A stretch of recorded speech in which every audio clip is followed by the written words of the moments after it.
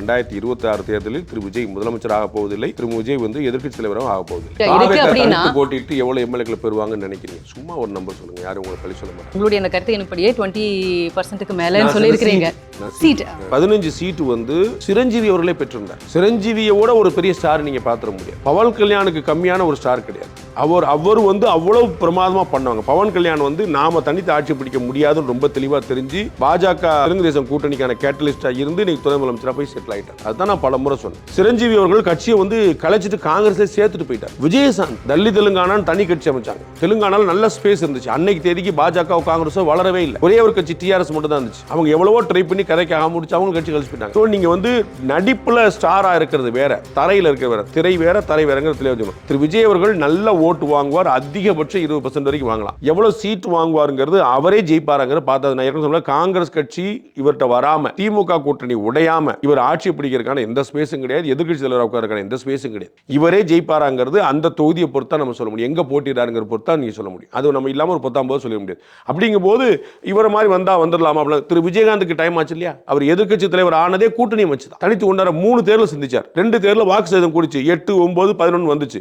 ஆனா அவங்க 11 வந்தபோது ஏடிஎம்கே அலையன்ஸ்ல இருக்கும்போது அவர் எதிர்க்கட்சி தலைவர் ஆனார். அதான் திரு விஜயகாந்த் ஒரு ஸ்டார் இல்லையா? திரு சிரஞ்சீவி ஸ்டார் இல்லையா?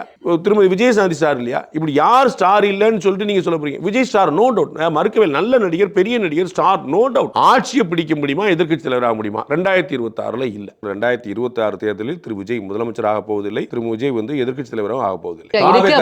போட்டிட்டு எவ்வளவு எம்எல்ஏக்களை பெறுவாங்கன்னு நினைக்கிறீங்க? சும்மா ஒரு நம்பர் சொல்லுங்க. யாரும் உங்களுக்கு பழி சொல்ல மாட்டாங்க. உங்களுடைய அந்த கருத்து என்படியே 20%க்கு மேல சொல்லியிருக்கிறீங்க.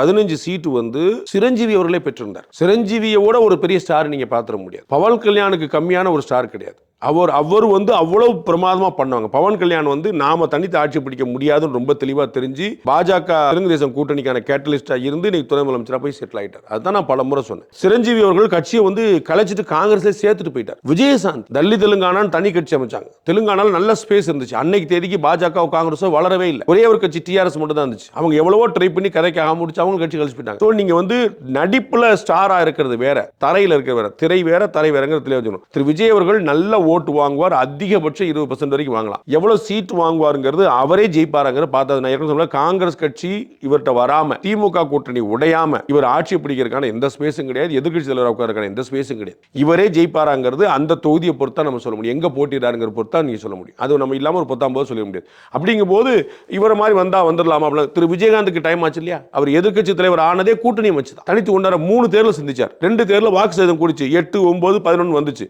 ஆனா அவங்க 11 வந்தபோது ஏடிஎம்கே அலையன்ஸ்ல இருக்கும்போது அவர் எதிர்க்கட்சி தலைவர் ஆனார். அதான் திரு விஜயகாந்த் ஒரு ஸ்டார் இல்லையா? திரு சிரஞ்சீவி ஸ்டார் இல்லையா?